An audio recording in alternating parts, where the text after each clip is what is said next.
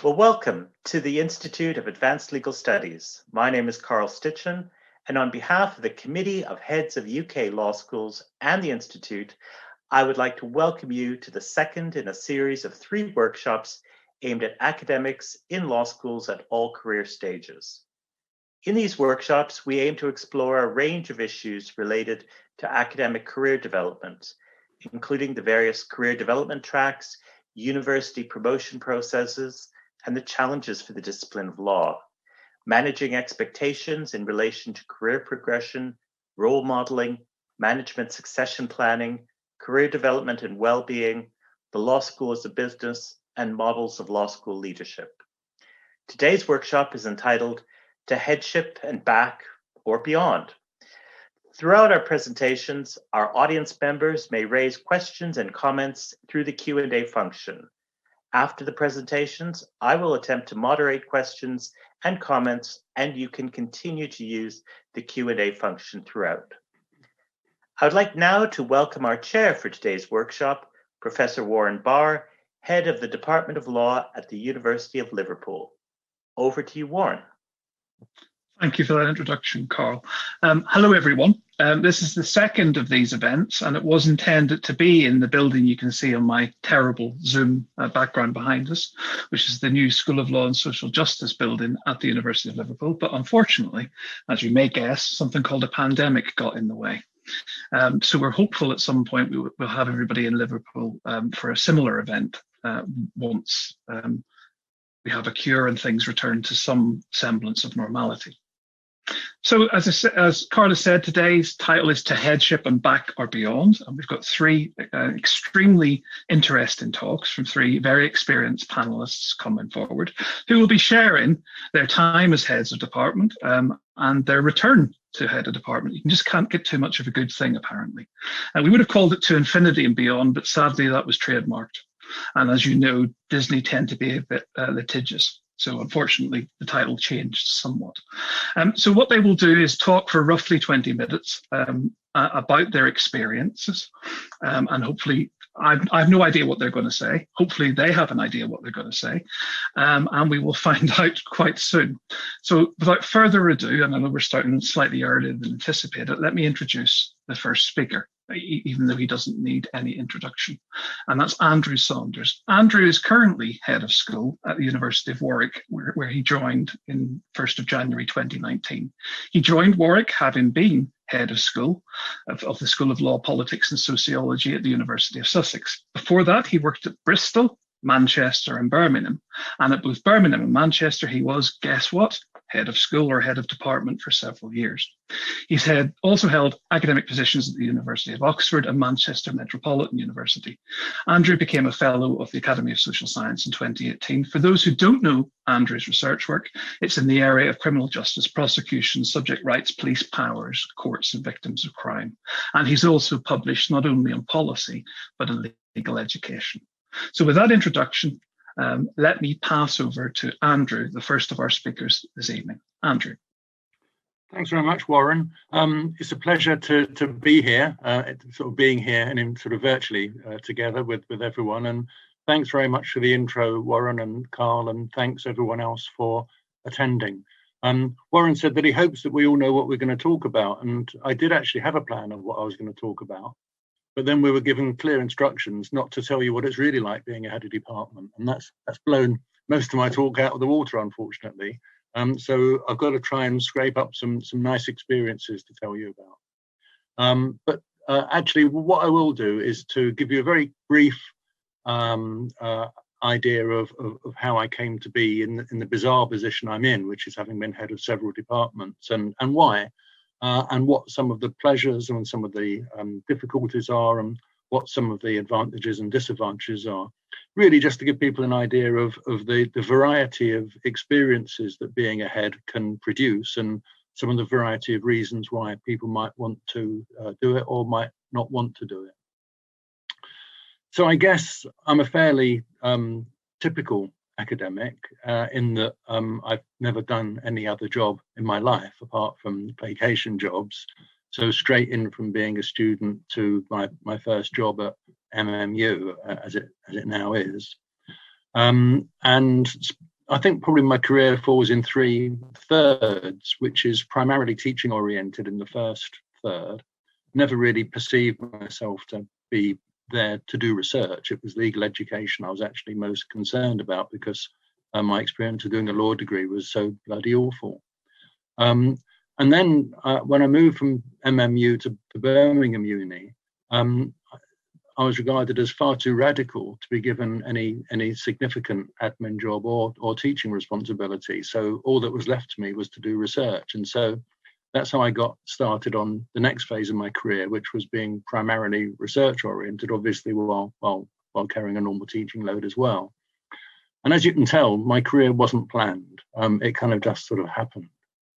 And then what happened was that when I ended up in Manchester, I'd worked in a few places by then, and very often my experience of working under heads of department was not great, and doubtless many of you have had that same experience. And I kind of didn't know what I would do if I was head of department, but I had a pretty good idea about some of the things that I wouldn't do. And then, and this is a secret, so please don't tell anyone, what then happened was that when I'd been in Manchester for a couple of years, and the head of department was finishing his 3 years and didn't want to carry on, the two people that put themselves up for the job were, again, people that I didn't really particularly want to be working to. And so I put myself up for it, and that's how I found myself to be head of department. So it wasn't planned. It wasn't something I'd had a burning ambition to do, although there were things that I wanted to do as head of department. It wasn't just a kind of a blocking move. And I quickly found myself, as in all the other phases of my career, frustrated by forces beyond my control. In the case of Manchester, a faculty system with a dean. And super deans can be very, very powerful. One thing I quickly learned was that you can really either be confrontational with university authorities, or you can be conciliatory, or you can try to steer some kind of middle path. And it became pretty clear after a while that the only sensible thing to do is the middle path. Fighting doesn't do one's own career any good, but more importantly, it doesn't do one's department any good. There was a dean I was in confrontation with a lot, and I put to him a plan where the law school would use some university money to work with another school, and said, what did he think of it? And he said, but you can't possibly think that the university would fund this. So I said, well, why not? Don't you think it's a good idea? He said, it's not a question of whether it's a good idea. Given all the trouble you've caused us, there's no way we're going to facilitate this. And I said, do you mean the trouble I've caused you, or the trouble the school has caused you? He said, well, you, obviously.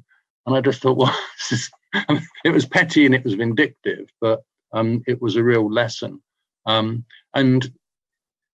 I don't know what kind of backgrounds participants in this seminar have, other than the panel, obviously, but many of you doubtless will be thinking about becoming a head of department. And if you do, it's probably a good idea to go on some kind of a course. Oddly, all the head of department courses I went on after I started doing the job, which is how these things tend to work.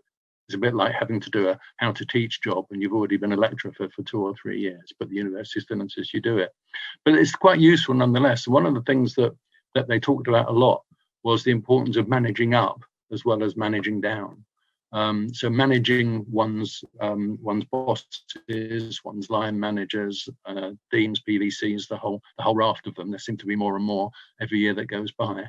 We've now got deputy pro-vice chancellors, and soon doubtless we'll have assistant deputy pro-vice chancellors as well. But trying to manage to work with all that group is nearly as important as working with the people in one's own department.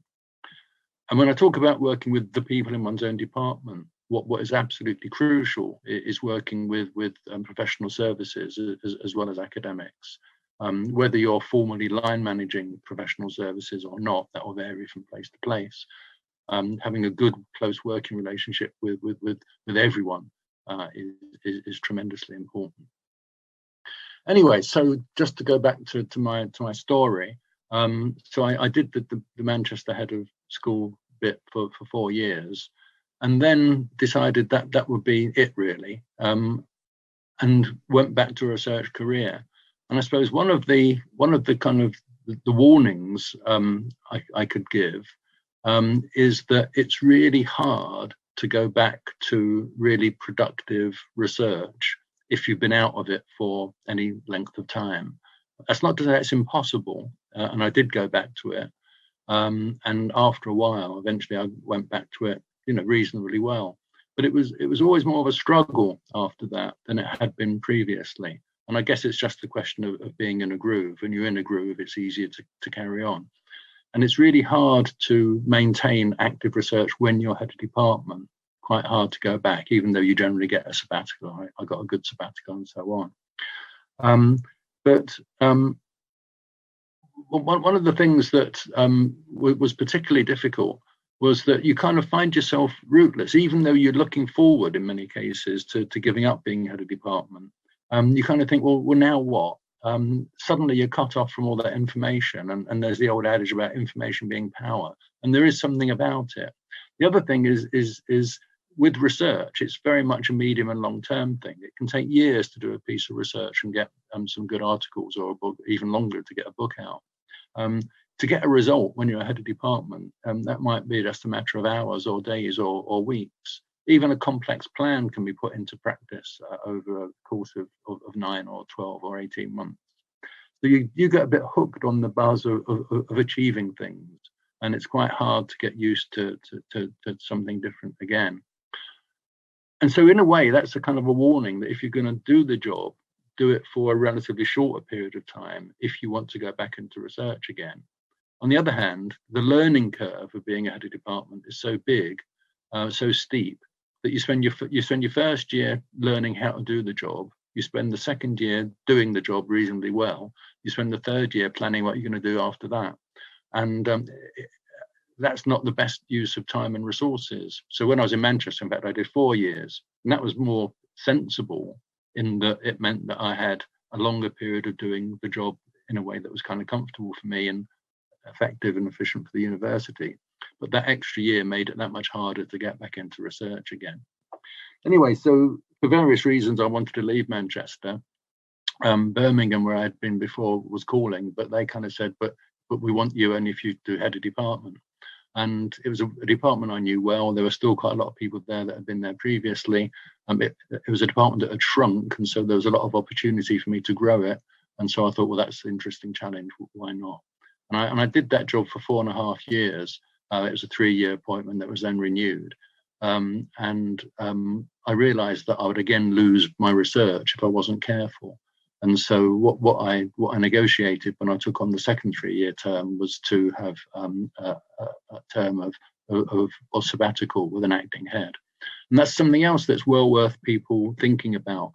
If you take some time out in the middle of your headship, that allows you to go back to your research, which you probably kept ticking over, but only at a low level for the first couple of years. So you go back to it whilst you're still enthusiastic, while you haven't lost the enthusiasm, whilst you're still reasonably well up with your subject. But also it gives the opportunity for someone to try it out. So one of my colleagues was quite keen to try out being head of department, so a term as acting head was great for her, particularly as the term of acting head told her that she didn't actually want to do it as a career move after all. So I would have done 6 years, but then I left for various reasons, went to Sussex, and then I had what was actually in many ways the dream job, because I was head of law, politics and sociology. I actually had heads of department who I line managed, and that was great because they did the hard work, and I was just in this kind of deanish type position. And it confirmed to me that the higher up you go in university, the easier it is. So if you do have an ambition to both earn a reasonable salary and have an easy life, then become a head of department and then move further up. It's not always possible. So you might ask, why then did I move to Warwick? Yet another move, yet another headship, simply because my home was in Birmingham, my family was in Birmingham, and the commute was a pain. Everything else about Sussex was fantastic. And I remember saying to someone there was only one job I would move to, given that I couldn't realistically go back to Birmingham, and we weren't going to move from Birmingham, and that was to go to a university as nice as Sussex, that was easy to get to. And bizarrely, Warwick came up, and here I am, and it's great, and I have no regrets. So headship and back,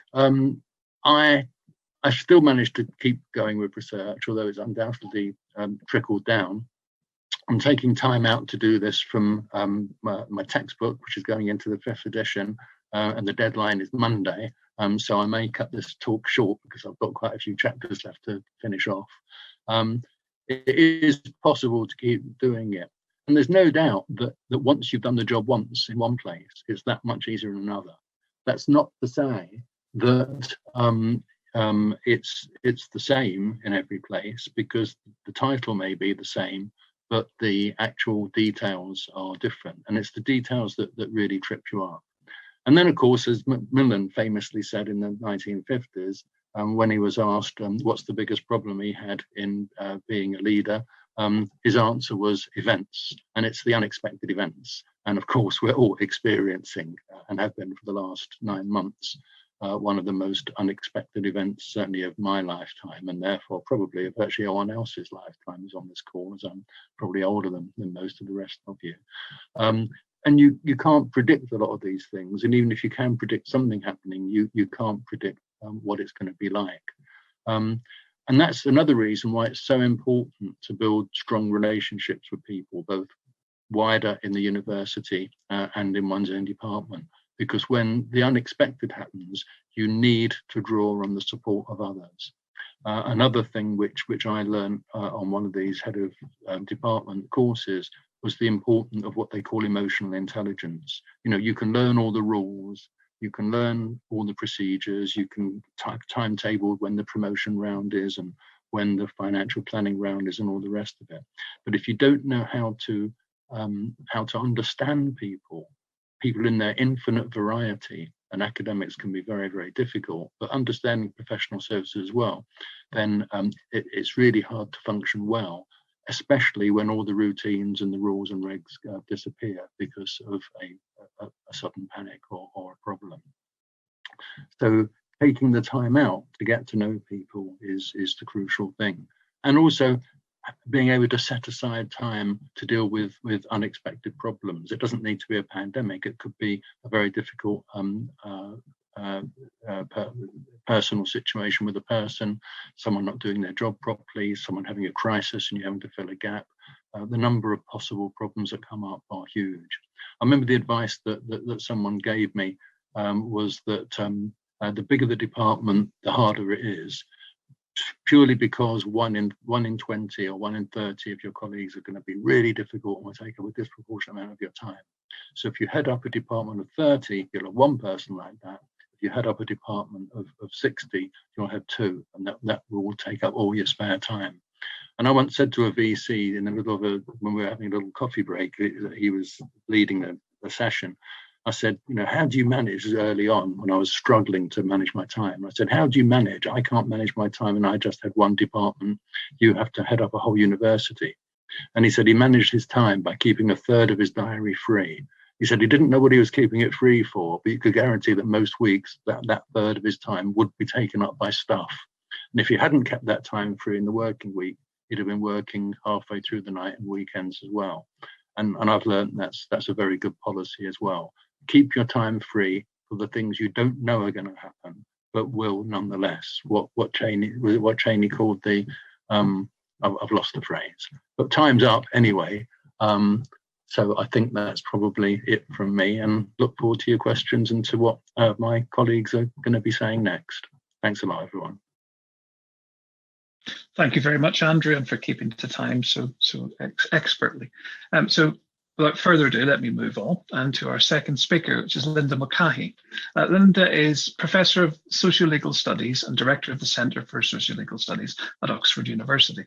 She has degrees in law, legal theory, sociology, and art history, and unsurprisingly, therefore, her work has a strong interdisciplinary flavour. Linda has previously held posts at the LSE, Birkbeck, the Law Commission, and Bristol University. She's taken on a number of senior management roles over the years, including head of department, dean, director of the LSE PhD Academy, and the ESRC Doctoral Training Partnership. She's currently a visiting professor at the Australian National University, and very recently, as of the 10th of November this year, was elected to the US Law and Society Association's Board of Trustees. Linda specialises in research terms in dispute resolution and the ways in which lay users experience the legal system. So without further ado, over to Linda. Thank you. Thanks very much, and thanks everyone for coming tonight. Andrew said a lot of really useful things, so I'll try not to repeat him and to add a little bit extra to what he's already said.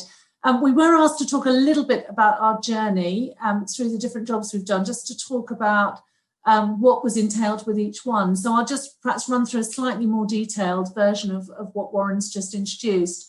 I actually started as a research assistant at Bristol University. That was my first job. Obviously, hardly any responsibilities there. I was working to a couple of professors, and I did a study of the car distribution industry with Hugh Beale. It was, for those of you who are contract scholars, we were repeating Stuart Macaulay's work. And as a result of that, I found out I was quite good at socio-legal work, and I got recommended to the people at Centre for Socio-Legal Studies in Oxford, where I'm now the boss. Always good to go in at the junior end and come back as the boss. I applied for a job at the Centre for Socio-Legal Studies, which I didn't get. Matthew Weir got it, and he was undoubtedly a much better candidate. So I took up his job as Brenda Hale's research assistant, where I learned a lot about leadership from the great woman. And midway through that year, somebody from the centre phoned me and said, "We know you didn't get that last job, but we've got another one. Would you like it?" So I had a really wonderful 4 years in Oxford, which I think really allowed me to sort of finish off my training as a sociologist. And I did my master's during that time at the LSE, and shortly after started on my PhD. I then moved to work in the sociology department at London South Bank. I wanted to work with a particular medical sociologist there, Judy Alsop. His work I was a great fan of. Now, that was quite an interesting move, because some people told me that was career suicide to move from the old university sector to the new one. Quite an old-fashioned view these days, I think. But I was also really interested in widening participation, and you couldn't do that at that time in the old university sector. And so from South Bank, I went to Birkbeck, where I could combine an interest in research with widening participation work.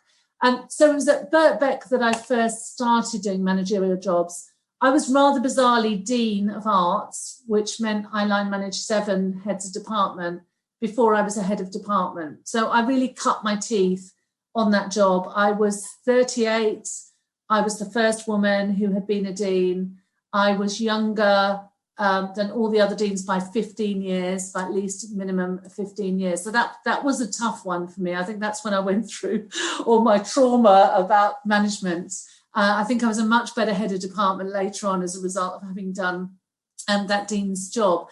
And one of the things that I had to do as Dean of Arts was really give arts a voice on the senior management team, because traditionally arts hadn't produced career managers.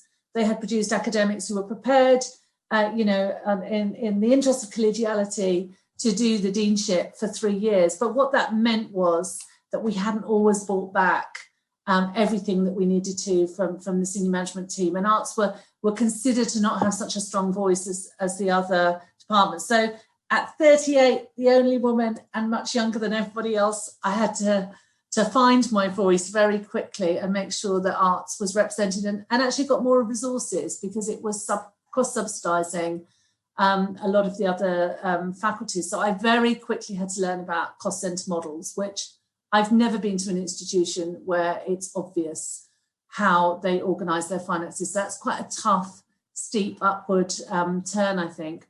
After I finished being Dean, I turned down the offer of being a Pro Vice Master at Birkbeck because I missed my teaching and my research. And I suppose one thing that I would say has characterised my engagement with being a manager is that I have gone from research into management, then back into research and into management. And that's partly because I do often get asked if I want to apply for another something up the ladder. And I don't think I do. I don't think I want to be a Pro Vice Master or Pro Vice Chancellor. That's not really my bag. So what I've tried to do after the experience of being both Dean and Head of Department was to try and work out what sort of portfolio suited me. I quite like management. I think I'm quite good at change management, but I just didn't want to get dragged into senior administration where I would have a very general portfolio. So after I'd had a couple of years research, I came back and did the Head of Department job. And then after an equal pay dispute that I had with the Vice Chancellor, which I won, I decided to leave that job when another good job came up, and that's when I moved to the LSE for 10 years. And I was a few years in the department before I became the director of the SRC Doctoral Training Partnership. So for me, taking up that directorship was a way to have a relatively small portfolio dealing with the SRC and studentships and impact initiatives, etc., whilst also maintaining my research portfolio. So I think I managed to balance the two. I was then asked if I would set up a new part of the LSE, which is a new PhD academy. Again, that was a lot of change management. I had a lot of people that opposed that initiative on the administrative side. So there was a lot of cultural change, a lot of leadership trying to make them believe in the PhD academy, which I think I managed to do, and it became a great success. And actually that admin team just became a really, really fabulous admin team. That was a lot of work. And I will also mention that involved some quite hard managerial work in terms of telling some people that they weren't very good at their job and taking that through the right HR policies. And the one thing you learn as a manager is you don't do that lightly. You pick the people very carefully who you think are actually bringing the team down and you need to do something about. So in terms of my experience of headship or management, it's tough. There's no doubt it's tough. Suddenly your days aren't your own anymore. You're doing a lot of meetings, back-to-back meetings. As centre director, I've got 24 meetings this week. But I think after 18 months, I've just hit my 18 months in Oxford, and I've just really noticed how I'm feeling so much better this year because suddenly I can start making sense of the organisation. So I think after 18 months, it gets better. And then actually by the time you've done 3 or 5 years, you think, I might as well stay on. You never mind doing a bit of extra time because you've learned the basics of it. I think, like Andrew said, it's one of the really hard things is being stuck between your staff and senior managers. And you have to constantly be negotiating expectations at both ends. You've got to stick up for your staff, but sometimes your staff have got unrealistic expectations about what you're going to get from the institution. So you've got to really learn to negotiate well. I teach negotiation theory, and that helped me quite a lot because I think, like others here will all say this, be really careful about the fights that you pick. And you do have to pick fights every now and then. I've just picked my first one at Oxford, but it's been 18 months in the brewing, and I've been really thinking about what's getting in my way in achieving what I want to from my research centre. So you pick your fights really carefully. And yeah, there's a lot of sort of subtle footwork that you have to do. I think one thing that somebody told me once when I said to them, I've done nothing this week. I've been in meetings all week. I've done nothing. And they were actually an HR expert, and they said to me, you must never say that, Linda. You've got to think of meetings as a job that is done. And at the end of the week, you've got to keep on reminding yourself what things you achieved during those meetings, what things you moved on, how you got somebody inspired to do something, how you got them behind you. And he told me that research that has been done on senior managers versus labourers and people who work with their hands shows that often people who work with their hands and produce something physical at the end of the day feel much more job satisfaction than we do as managers.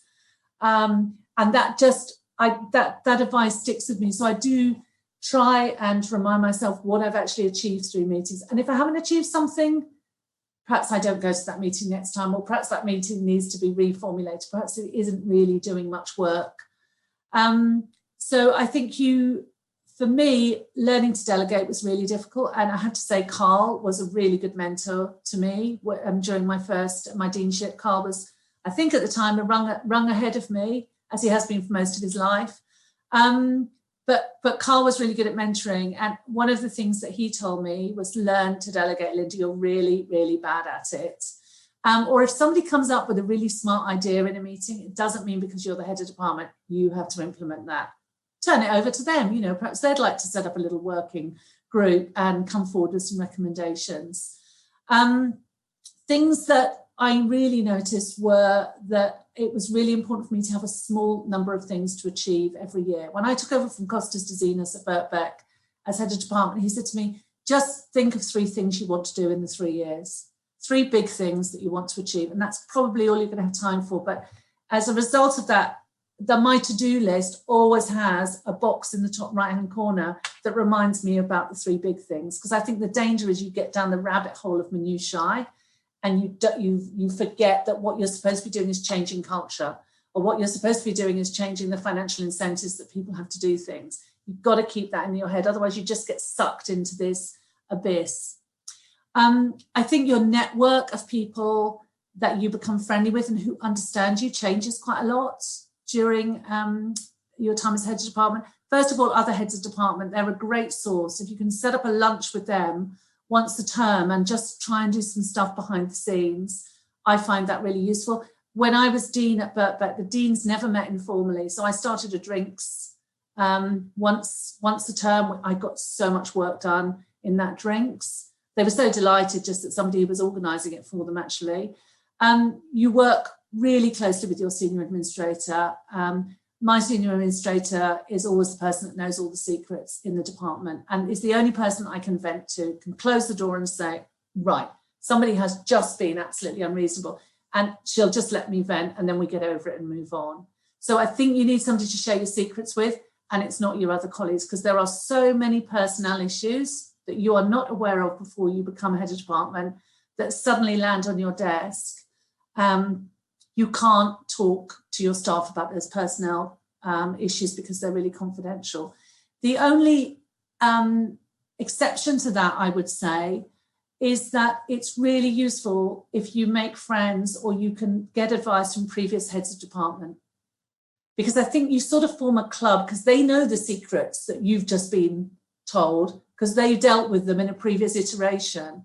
And I think, first of all, it's only those former heads of departments or deans that really know what you're going through. And I've had some fantastic advice from them. I mean, the late Patrick McCausland would write me really beautiful, well-crafted messages to say, you know, this is great, Linda, but you might just want to pull back a bit on that. I found that's the sort of button that's going to really upset and irritate people. So sometimes, you know, you can get advice. I was always popping into former heads of department's office. So in terms of reflecting on the experience, I mean, I think it's really important to remember that as head of department, despite all the minutiae you have to deal with, you can really have an impact. And I think you have an impact in 3 main ways. Through promotions. Through promotions, you can demonstrate to your colleagues whose work is valued in the department and what the young academics should be aspiring to. Hiring. You can really change the culture and the profile of the department by a couple of good hires. Now, I would say that when we do Q&A, Carl was brilliant at this at Reading, and he became really well known for it in the sector. Hiring really, really good young people, because you get 2 young people for 1 professor. And, you know, so you always have to ask your question, do I really need the senior person, or do I bring in some smart young people and bring them up through the system and look after them? And Carl sort of had a reputation for looking after the younger early career academics and promoting them through the system. And then they all went on to do great things. I think I could list them. So promotions is important, hiring is important, and you can also change cultures. Andrew said some really important things about how you manage people. You have to be the person that has the energy. You're paid to have energy. Emily Jackson was brilliant at this when I was at the LSE. I always imagined her taking a deep breath before she started anything. She'd always be jolly, positive, and I knew she was feeling like rubbish a lot of the time because she'd been in meetings all the day before, and then she probably had to go to some dinner or presentation or whatever, and she hadn't had much time at home. But you've got to be positive, and you can change cultures, I believe, through energy, through just the enthusiasm you bring to people and the way that you reward them. I think you really can make people feel differently about the institution. So things along the way, I think you become a really good amateur psychologist. I really don't mean this to be insulting, but I had young children when I was head of department, and I would apply the same psychology. Okay, they're hungry, they're not feeling loved, nobody's played with them recently. And I really don't mean to be patronising, but people have needs and they bring them to you as head of department. And sometimes they're a bit unreasonable. In fact, I think as soon as you get manager on the door or head of department, you're a little bit shocked at first, because people you thought you had a really good relationship will suddenly come and tell you what you're doing wrong, or they'll spring a complaint. That's not because you've changed, it's because you're the head of department and you're the person that they bring those grievances to. So I think what I've learned as a head of department, I know when to pick a fight. I pick them really, really carefully, and I just let some things go right over my head. Just let it go. That, you know, what am I going to achieve by picking that fight? I've learned to say no to people. I think I've learned to say no in a kind way. I used to get paranoid about saying no to my colleagues, especially those that I liked. I think you need to learn to manage people. And if you don't manage poor performers or people who are behaving irrationally, you will lose other good people.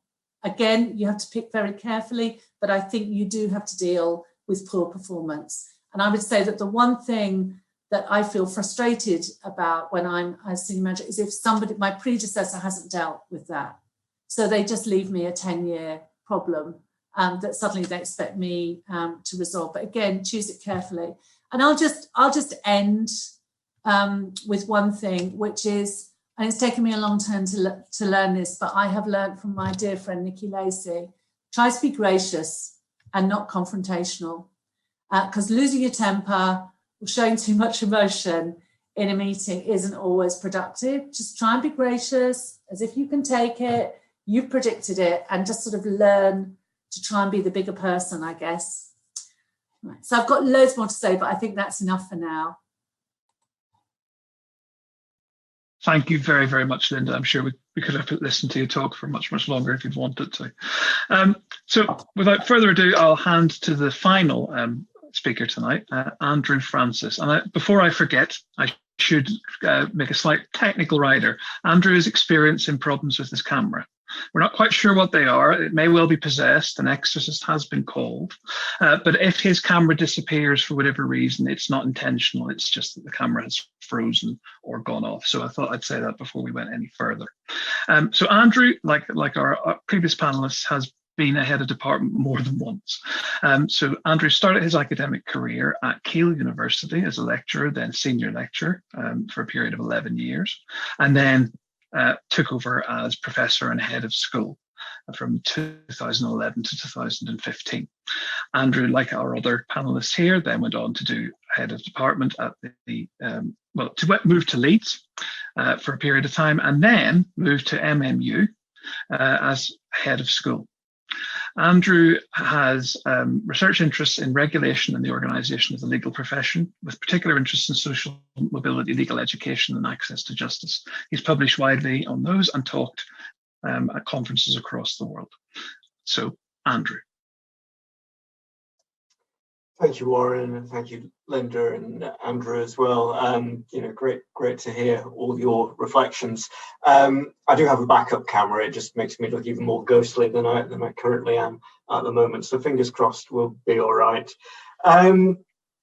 Just really kind of reflecting on the different stages that the participants are at, and I'm very happy to talk about different elements and stages of the career as we go through. Focusing on, maybe sort of start with Keele. As Warren said, I was at Keele for 10 years or so. That was the kind of first academic role I had initially as a sort of 1-year fixed term post, and then a permanent position. I first taste of leadership. I did a 2-month stint as acting head during a bit of an interregnum, and that was just before I was sort of promoted to SL. So I'd had a bit of a kind of taste, and at the beginning of that 2-month period, couldn't imagine why on earth I'd been handed that hot potato at that particular point. But as we came towards the end of that 2-month period, started to think, actually, yes, this is something that I've enjoyed doing, and could see myself perhaps sort of returning to longer term in the future.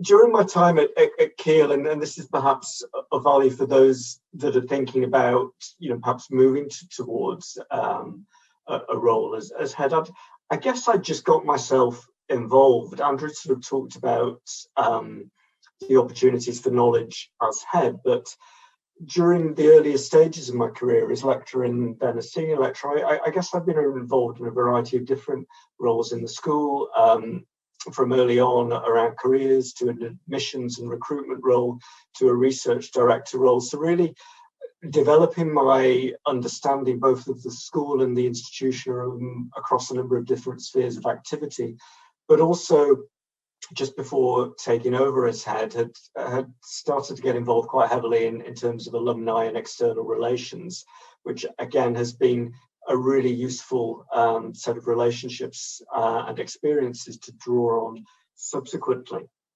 So I moved into the role at Keele. I was appointed after I'd been there for about 10 years. There was a bit of a delay to starting as I finished off a book that I was working on, which was incredibly valuable and perhaps sort of speaks to the research momentum piece that Linda and Andrew have spoken about. I guess thinking back to that first few months at Keele, there were a couple of significant challenges. There's a fairly large challenge in the first instance in that I inherited a need to achieve a fairly substantial level of staff cost savings from a unit that was associated with the school at that time, which, yes, was a fairly significant and fairly steep learning curve to engage with in those first few months as head. But one of the things that I reflect back on was that sense of being known, of coming from a department that you'd been a colleague for a number of years, and moving into a situation. And that was hugely advantageous on one level in terms of the level of institutional knowledge that I had, both within the school but across the rest of the university. And Keele is not a terrifically large university, so that was perhaps even easier. But equally, that sense of being known had other dimensions as well. So colleagues knew me. But colleagues, because they knew me, they had certain expectations of how I might behave and how I might treat particular people. So there was a sense of me having to sort of challenge some of the expectations that other colleagues had about how I might approach a number of interpersonal challenges that existed within the school at that time. And while I had a number of major strategic challenges to confront and work my way through over those 4 or 5 years that I was head of school, I guess my guiding principle was one of making myself available. I wanted to confound some of those previous expectations that people might have had, and really prided myself on consistency, really, with everybody, consistency and openness and of fairness, really. As Andrew said, it was a challenge in terms of maintaining research focus at that time. I just completed a big piece of work with a book.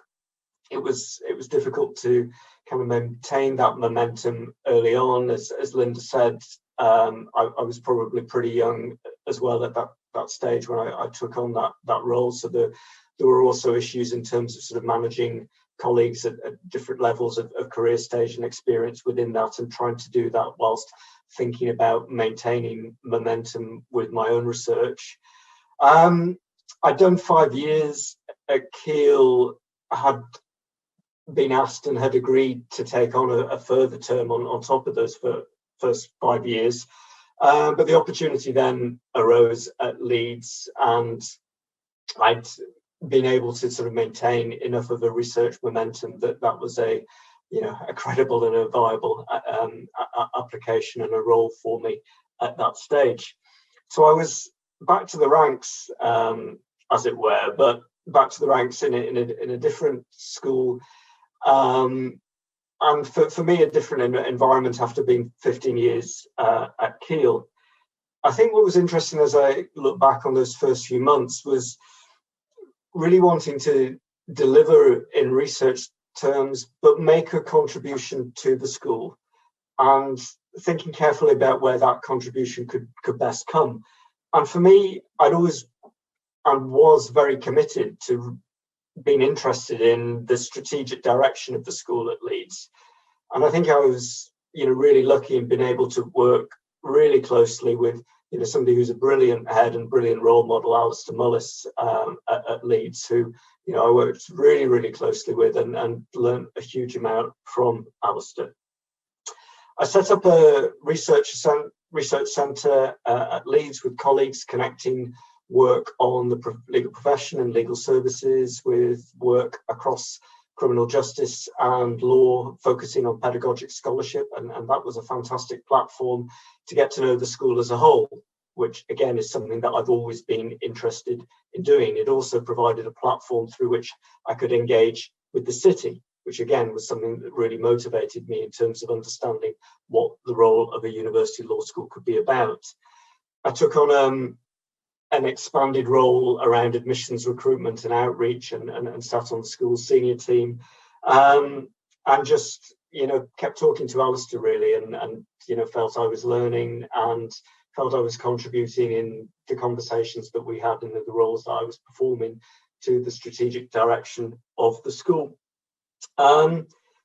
I did pick up the research again. I was lucky enough to be able to work again with Hilary Summerlad, who was my external examiner of my PhD, and Joan Lockery and other colleagues. So I was able to sort of engage in some of the international networks that I perhaps had let slip during my time as head at Keele. So that was great to be able to kind of re-engage that kind of profile.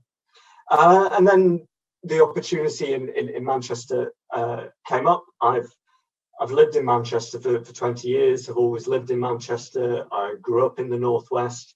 And for me, the opportunity was really to lead a law school in a city where I have such strong roots. And more importantly than that, perhaps the potential to lead a law school that can be really directed to an ambitious, creative and entrepreneurial city. A relationship that perhaps hadn't been there in the past, really ensuring that the Manchester Law School was intimately and directly connected to the city's legal and professional services community, but also the city's wider communities as well. So how do I reflect on what's different? And I think perhaps the biggest contrast is that sense of coming from an environment in which you've been a member of staff and a colleague for 10 years or so into the head role, to the situation at Manchester Law School, where I've very much come from outside with an agenda to take forward a strategy and take forward a process of cultural change as well. I think I probably feel more confident this time about lots of things. Is that age? Maybe. Experience? Yeah. Coming in from outside with that mandate, probably as well. And I suspect it's much of that and all of it combined. What I don't have, and I think what's been a challenge, particularly over the last 9 months, is that sense of institutional knowledge and network. It's both, the rules and the regulations, but it's also those key colleagues across academic and professional services, those relationships that are crucially important in building strategic alliances across the university. And that I was starting to work on, but it is more difficult, and it's more difficult when you're interacting like this, frankly. So what do I do? How do I reflect on my approach? I'd echo a huge amount of what Linda and Andrew have already said. a lot of the time you're trying to create the space to focus on strategy, to understand the external environment and connect it to the specific challenges of the institution that you lead, and to interpret it and align it with where the institution's moving and where you see the school moving, and also to connect people within the school, and to connect people from the school to the rest of the university, and from the school to the outside world. So there's that element. I think the other thing that I focus on in terms of my approach is, it's the emotional intelligence. It's the openness that Linda's talked about. I try and be as open and as honest and as compassionate, and I can be. It's important to me that the school that I lead is a community, and I work really, really hard to sustain that. It's been a challenge clearly over the last 9 months, but by and large, I think we have been pretty successful, and we've been pretty successful in continuing to emphasize the importance of kindness, patience, flexibility, and understanding. And that's something that I stress in school meetings, but it's something that I stress when I talk to students, and indeed in meetings and conversations with alumni and the wider university community. There is a paradox there about that openness that I think is important, and I think it's something I jotted down listening to Linda. It's that sense that in many ways you're very open and you're projecting this, very honest and authentic model of openness, but you're also necessarily closed. You are also isolated. There are also a limited number of people that you can talk to. The structures at Kiel meant I had a absolutely fantastic senior school manager, Sarah, who was my confidant, was the closest working relationship I had. I have a number of colleagues at Manchester, but it's perhaps not quite the same. And again, the nature of the growth of our relationships have been disrupted over the last 9 months or so. So in terms of perhaps sort of reflecting maybe on a couple of other questions that Warren has posed, that sense of what a typical day is like, and what things are like on a regular basis. It is that balance between strategy and the personal. On the strategic level, it is about the right battles to fight. I completely agree. Going with the grain can be hugely productive, and I think you generate more institutional and political capital by ensuring that the interventions that you do make are judiciously timed. They're valued more if you choose the right moment to intervene and the right way. I see university-wide meetings, and I see other colleagues from elsewhere that are always jumping in, and they're dismissed. If you time it right, choose your moment, draw in the evidence, it gets you a lot further.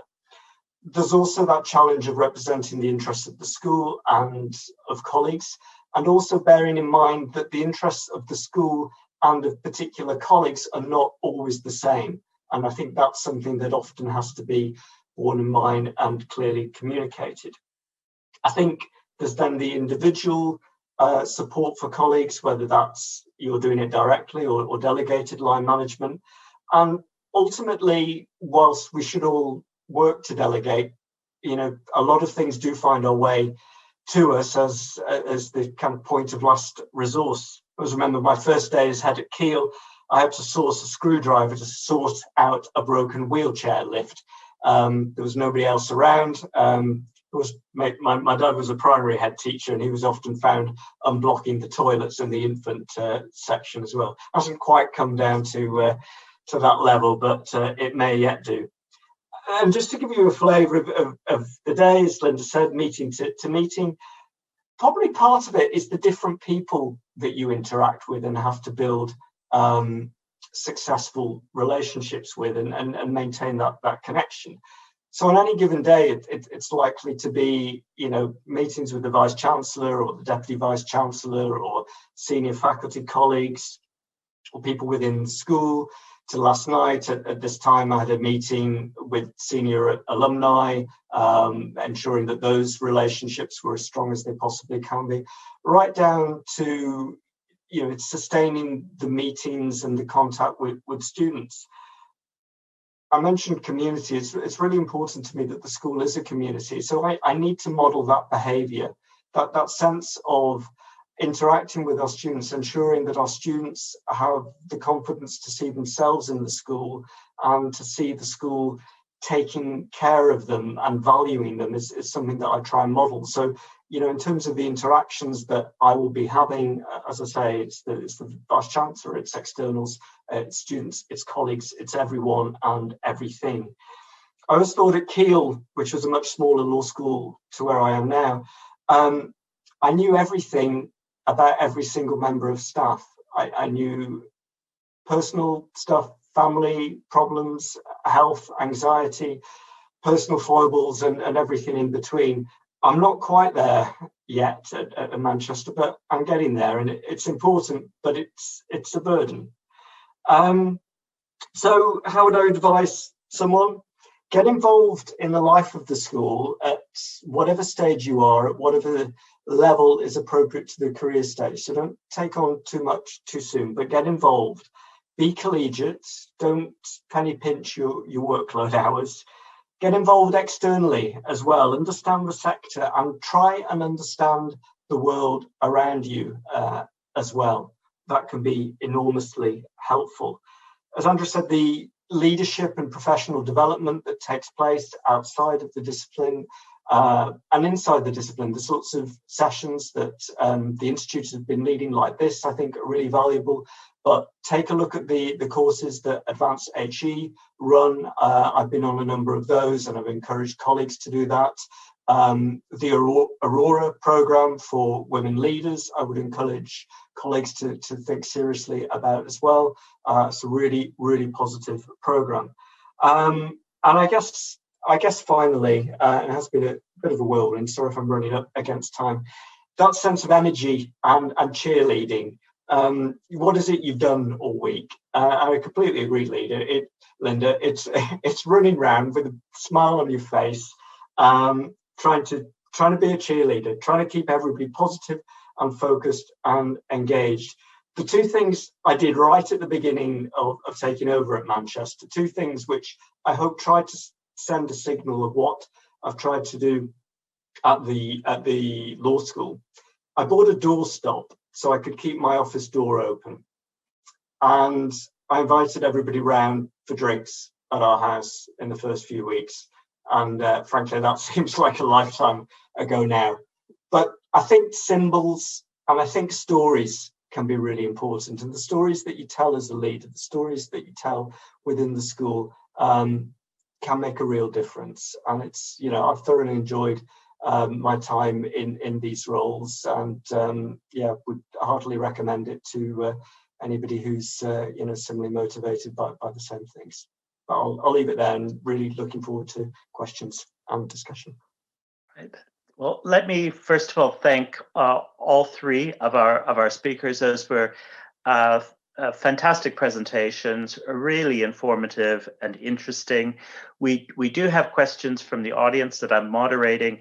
I'm also going to use the chair's prerogative to ask some questions. And I wanted to start by picking up on a theme that all of you touched upon in different ways, whether that be about the choice between, in dealing with university senior management, the choice between confrontation and conciliation, or described as picking your battles, or described as making use of political capital sensibly.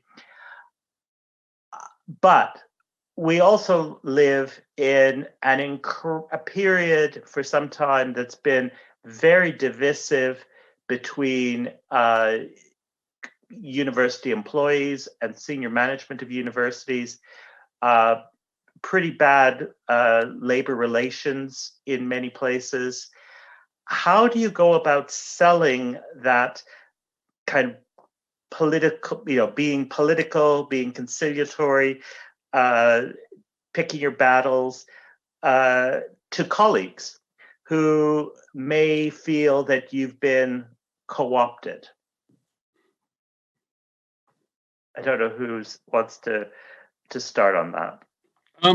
Well, I mean, you're absolutely right, Carl. I mean, it's a huge problem and creates huge dilemmas.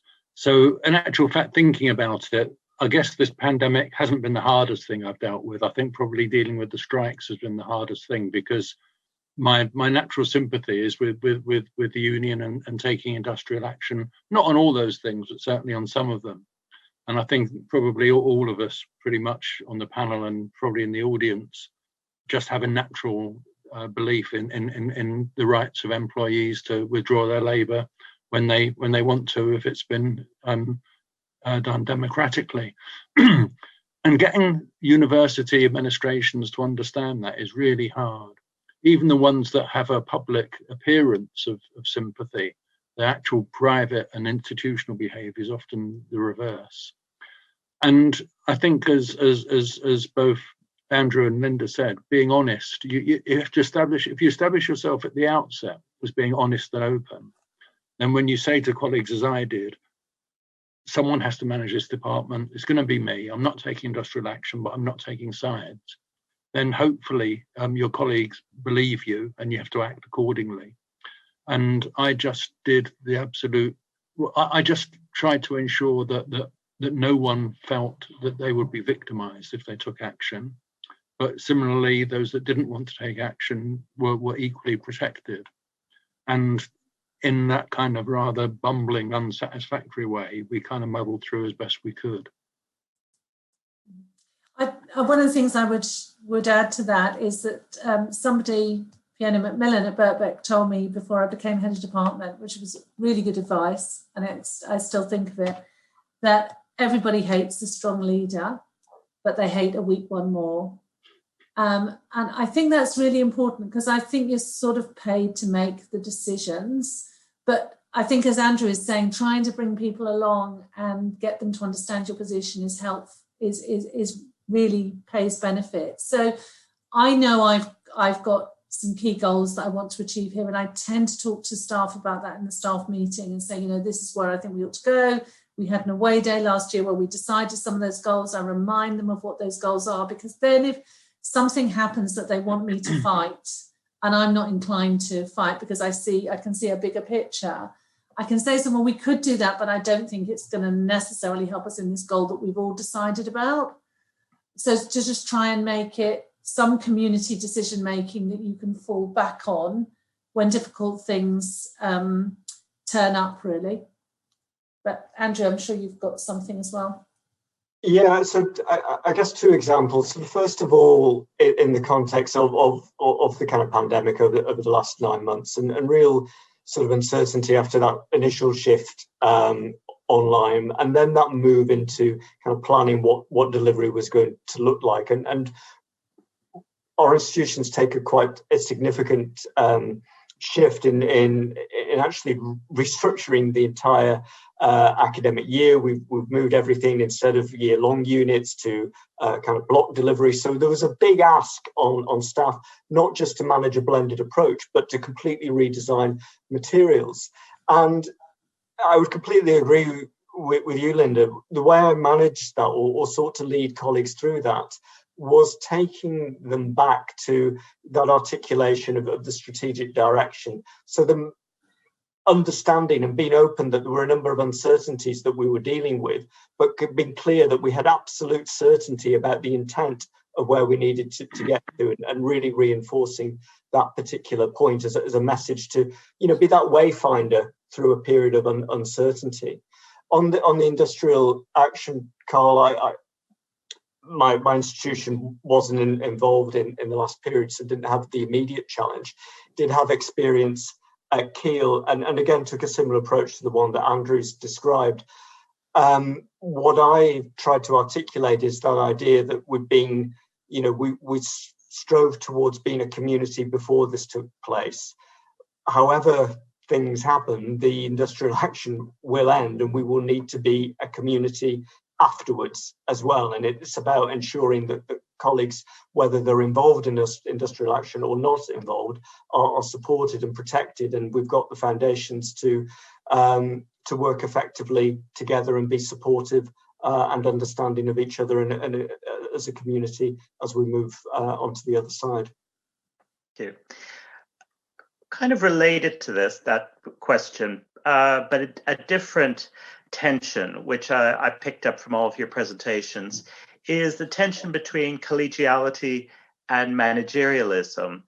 And obviously, universities have changed a great deal. I suppose it's usually described as a move away from a collegiate model towards one that's much more focused on a hierarchical performance management type model. And I wonder how you all have tried to live with that tension between being a colleague and managing performance of colleagues. I've been lucky in that every institution where I've been a head of department or school, I've had really, really good colleagues in universities that were broadly pretty supportive, both of teaching and research, and impact and engagement outside for that matter. So I haven't had those kind of struggles. In a way, it's kind of produced the opposite problem, though. I mean, where Andrew talked about everyone having a common goal, or Linda talked about everyone having a common goal. The problem in the institutions I've been is that there's often a tension between teaching and research, in that the more you put into one, the less you have time for the other. And there are some academics that are so research oriented they neglect their teaching, and others who are so teaching oriented they neglect their research. And the line management, rather than the collegiality, really comes into trying to nudge people into ensuring that they put appropriate effort into both. That's not the hardest thing, though. So I haven't really been a line manager in the sense that many universities might expect most of the time for most people. The problem is when people just don't do their job properly. So when Linda said pick your fights, particularly in HR terms, she's right. But sometimes someone just presents themselves to you as, I mean, I had a particularly difficult case in one place where the individual just stopped doing his job. So I had no choice. I just had to deal with that. And having a good relationship with HR is really important in doing that. And I learned that if you get that kind of really hard problem, then you just plan everything with HR from the start, every step of the way. I think that's a really good point. And again, it's the strong relationships with professional services colleagues and having that good working relationship with the sort of key partners in HR is critical. I think that other element about addressing really bad behaviour, really poor performance in the way that Andrew's described is actually that, should be understood as a collegial process in itself, because by ignoring poor performance, by ignoring such bad behaviour, it really does have a hugely detrimental impact upon colleagues as a whole, whether it's because work falls to them, whether because they're experiencing stress and anxiety in having to deal with the fallout of all of those things. So I think in many ways it's and I do recognize the narrative that you present, Carl, but I think we do really need to address those instances where that kind of behaviour presents a challenge, because it's actually detrimental to that sense of collegiality as community, which is probably the way I'd frame it. Yeah, I mean, I would completely agree with that. And I've been to industrial tribunals and done disciplinary actions and taken to the independent adjudicator.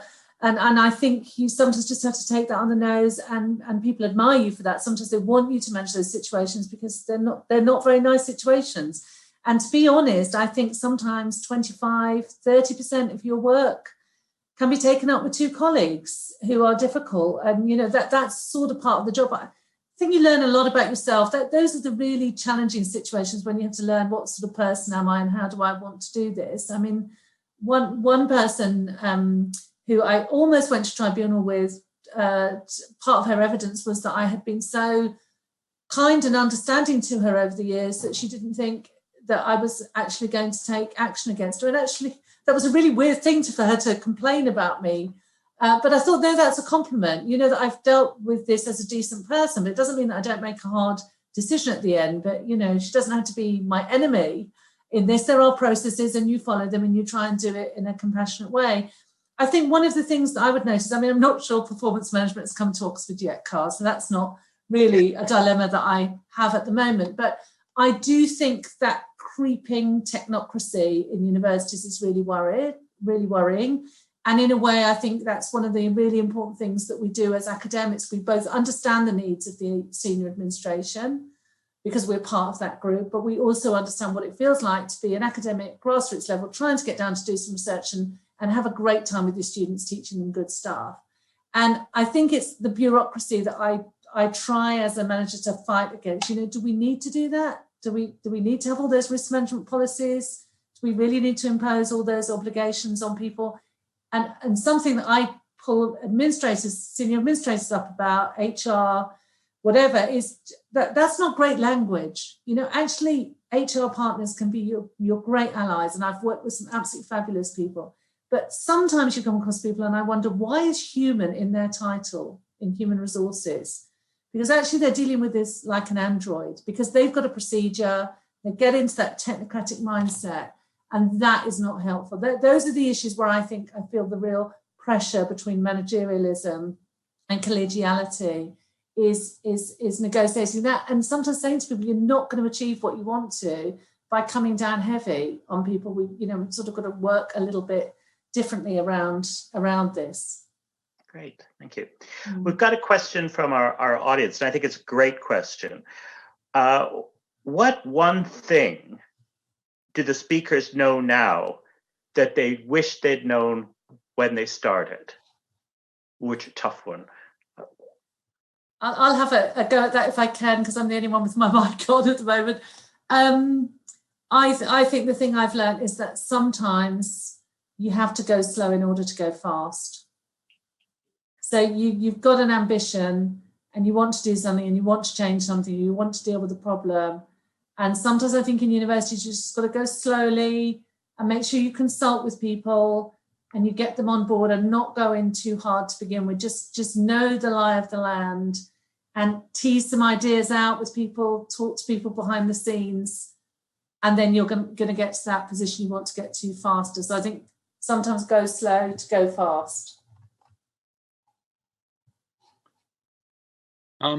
So I agree with all that, but I think probably the thing I didn't understand until mid-career was the importance of understanding how other units in the university worked and making connection with those. Because when you do develop in your career and you start taking on leadership positions, or you want to start putting together a research group across departments, for example, if you don't know how those other departments work and you don't know the people, you don't know how the structures work or how the money works, then that's really, really hard. So I wish I had sort of got out of my law school silo more in the early years. The trouble is that if you do that, you either look disloyal. And at one point I was accused of constantly going across to where the social science building was, as if somehow that was like crossing the Iron Curtain in the 1970s. Or I was afraid of maybe looking too ambitious if I was sort of going for some kind of university committee. I didn't want to be sort of branded as that sort of person. It would have been smarter to have followed my instinct probably and just sort of made more connections. Yeah, that's a really interesting question. I think a couple of things. I mean, one of the things that sort of strikes me is getting the balance right between, I guess, in informal conversations to, address performance, address behaviour, to try and kind of move things along to avoid the nuclear option of formal procedures, and I guess sort of pushing that back and perhaps now recognizing that, both for you and others and those that follow you, having, I think it's probably the point that Linda referred to earlier, having that paper trail, having taken steps and having those recorded, I think can be really valuable. Whatever your instincts might be to trying to address things perhaps more informally. And yes, I would sort of echo Andrew's comments around, that wider institutional knowledge and understanding, I think, are terrifically valuable, and would certainly encourage people to get out and about within the institution, but also externally as well. So, try and build those local or regional networks, whether it's in relation to, schools and colleges, if you're sort of, interested in recruitment or outreach, or whether it's about those pathways to impact with key stakeholders that you're working with in research terms. Try and get out and about a little bit in whichever direction works for you. Thank you. Another question from the audience. I'm glad I'm not answering this one. If the panel feel able to share, and you indeed may want to edit this a bit, what one thing, we'll get it down to one thing, have they done that they wish they hadn't? Friday afternoon emails indicating significant change to the school. I never ever send anything now on a Friday afternoon, or probably even a Friday morning. So that's born of experience of sending things on Friday afternoons that landed badly. I once sent an email to a friend whose first name began with an M. So when you press the thing, it comes up frequently. And I was complaining about my boss, but unfortunately my boss's email address also began with an M, and he was also frequently came up, and it went to him instead of her. That's a good one. I think my thing is that I was dean before I was head of department, so sort of jumped up a level and then went backwards, which is sort of the story of my life.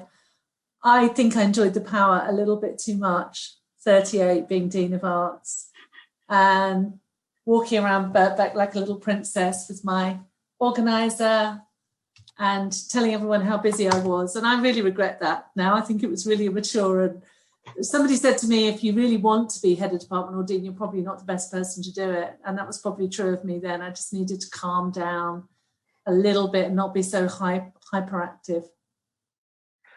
Okay. You've all mentioned, you touched on kind of issues around delegation. And Linda, you were very kindly recounted the advice I had given you, which also goes to show do as I say, not as necessarily as I do.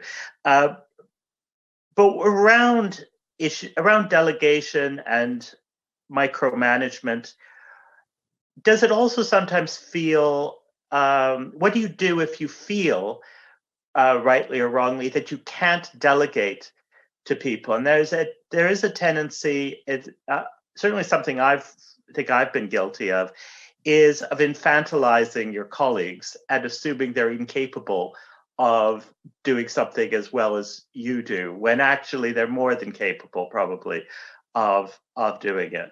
And how do you kind of get that sense of letting something go to them? I think I did the head of department job, the whole head of department 4 years in Manchester without learning how to delegate. And when I picked up the job in Birmingham, I realized things had to change. And I've now come to become a good delegator, and it's almost natural, but it has to be learned. I mean, it doesn't come to most of us naturally, partly because you're afraid of something going wrong and you've got responsibility. And partly because at first you feel you need to know everything in order to be an effective head of department. Well, you don't need to know everything, but you do need to know what you need to know. And setting up systems whereby your heads of teaching, research and so on report to you regularly and can also talk with you at any other time needed. That's really important. So learning about that different kinds of accountability and different kinds of regulation is really important. Now I find it's really quite easy, and I can't understand why I used to find it hard, but I know I did used to find it hard. I think there's probably something about confidence here, sort of confidence in yourself and confidence in others, and certainly, at Keele initially, like you, Andrew, I probably didn't and kept things too close. And partly that was about my own lack of confidence in myself in terms of knowing what I was capable of and what I needed to know and what I could release. And I think, again, it's interesting sort of coming into a different environment where, other people have that institutional knowledge that I don't, and I'm coming into that situation. So I almost, by a product of the circumstances, have to have the confidence in them because they very, very clearly have something that I patently don't, and I recognise and I value that, and I tell them that I value what they're able to do.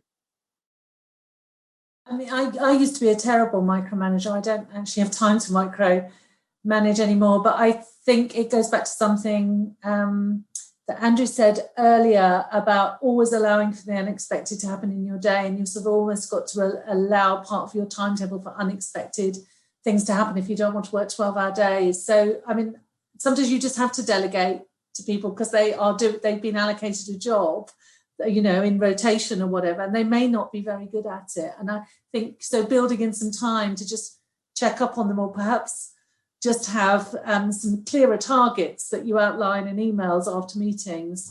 You sort of had to performance manage some people that you're delegating to just by nature of the thing. It's their turn to do a job, and everyone likes them. They just happen to not be a brilliant administrator, or they've got a different vision of the university from you. I think there's people you need to sort of just touch base with a little bit more and just make clear what it was that was decided and what's in the interest of the department. In fact, can I just say I go one step further. So once you develop the confidence to delegate, it's then a question of, well, who do you delegate to? And what I found was that delegating was a way of performance managing, oddly enough. So we've probably all experienced people that actually do their job, but they do their job, or at least aspects of it, minimally. Either they're doing work outside or they're focusing too much on one aspect of the job. And so on one occasion, we needed a director of teaching and learning, and there's one person that simply is a long-standing professor who would not take on any work other than his basic teaching, his basic research. And I just gave him the job of director of teaching and learning, and my administrators were appalled. They said, but this person doesn't do anything. I said, well, that's because he's never been given things to do, because he makes it clear he doesn't want to do them. And by delegating an important job to him, where if he failed at it, it would be obvious. He didn't do the job fantastically, but he certainly did the job well enough. And it killed two birds with one stone. Actually, the next question, and I'm going to rephrase it slightly, but it kind of relates to your point, Andrew. As a manager, you're managing people with different backgrounds. The particular question concerns people with PhDs and people without, but I think it also goes to people with different backgrounds and different strengths. And how do you manage that diversity of skills, attributes, and strengths to make people feel valued across the range of abilities? Sorry. No, you go ahead. Yeah, sorry, Andrew. I think it's a really interesting question, and certainly the kind of professional background, research focus, the sort of education and pedagogy focus is something that we have a real mix of at Manchester Law School. We offer LLB programs, we offer the BTC and the LPC, and colleagues have come from different career paths into those roles.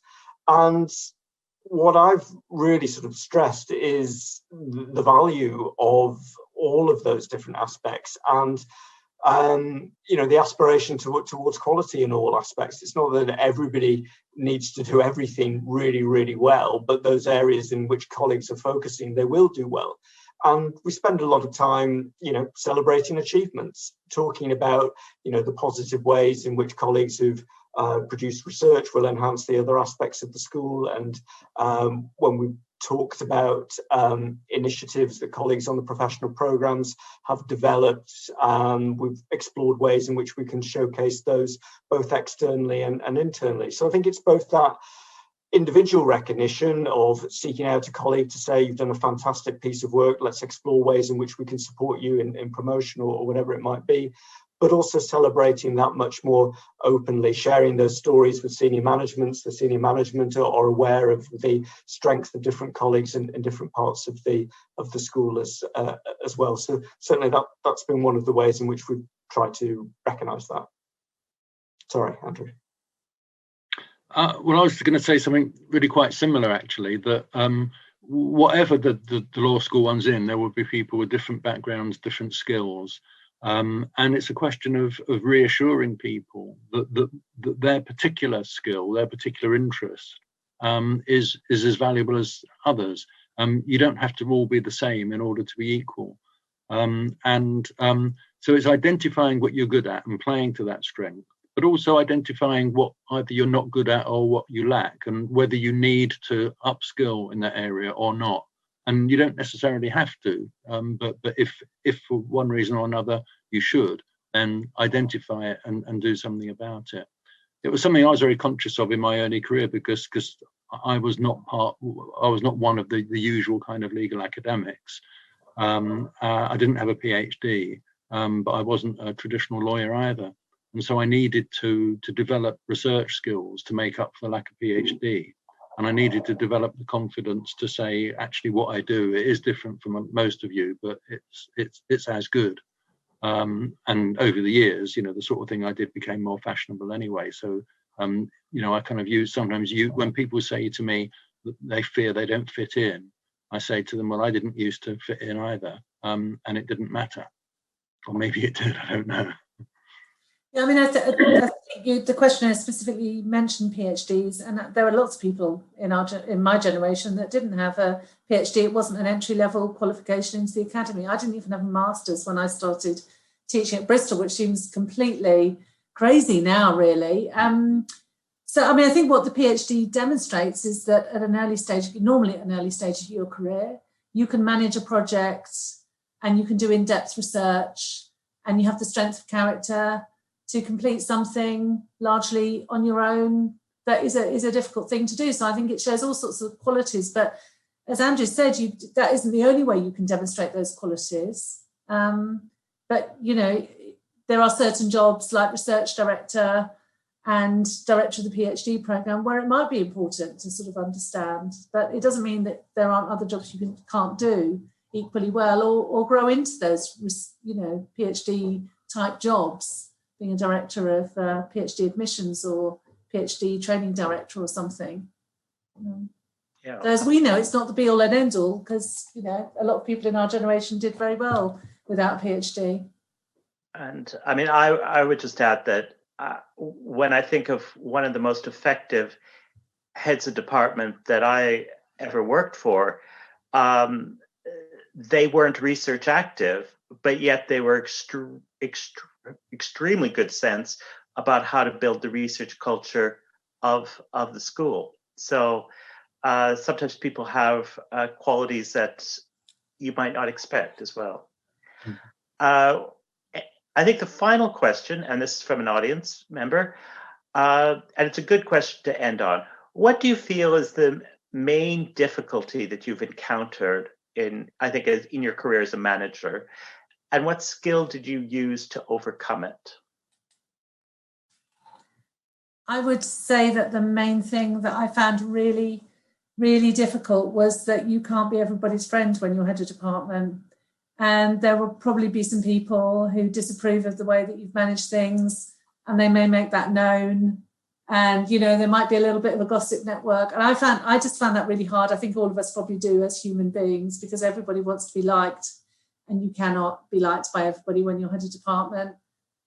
You aspire to be respected by them, or for them to at least understand that you have a different position. And I think that gets worse when you're working really, really long hours. And you get sensitive about those things and just feel, I am doing so much for people that they don't see. A lot of your work isn't seen as head of department. People don't see how skilled you were in that meeting with the VC and how you really stood up for your colleagues. They don't see all of that stuff. So sometimes you feel a bit unloved. And so somebody being negative towards you I think has a bigger impact than it probably should when you're tired.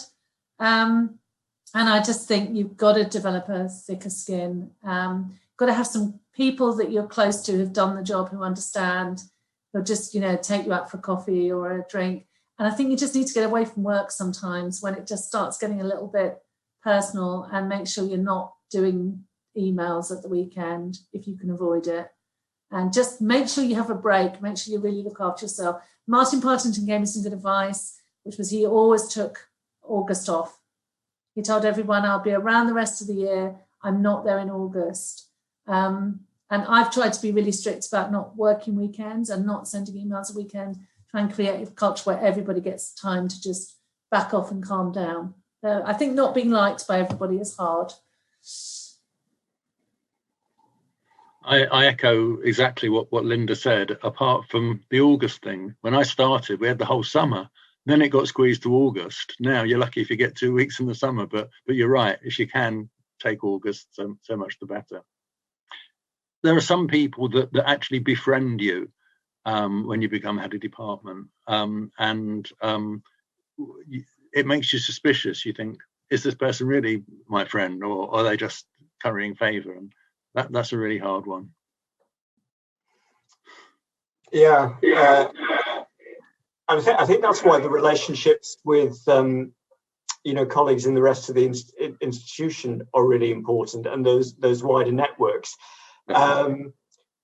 because it's you don't want to sound too stock, but in a sense you do operate in a slightly friendless manner. Maybe that's just me. I don't know. But I think having those other points of contact, those other relationships, so that you can provide that consistency to colleagues within the school is really important. In terms of the main difficulty, it's probably time management. I'm not brilliant at it, and I need to get a handle on the evenings and everything else. I think trying to kind of create that space in the diary to follow up on the actions outside of the meetings that you've been having is really important. And my exec assistant Kirsty, she's kind of really brilliant at working with me to try and kind of manage the diary to try and create that time. And actually just reflecting on the last 9 months, in those first months of the first lockdown, when we were only allowed 1 hour out to exercise, I was really strict in sort of focusing on going out, taking the kids out, going for that hour around the park or into the woods, and I let that slip.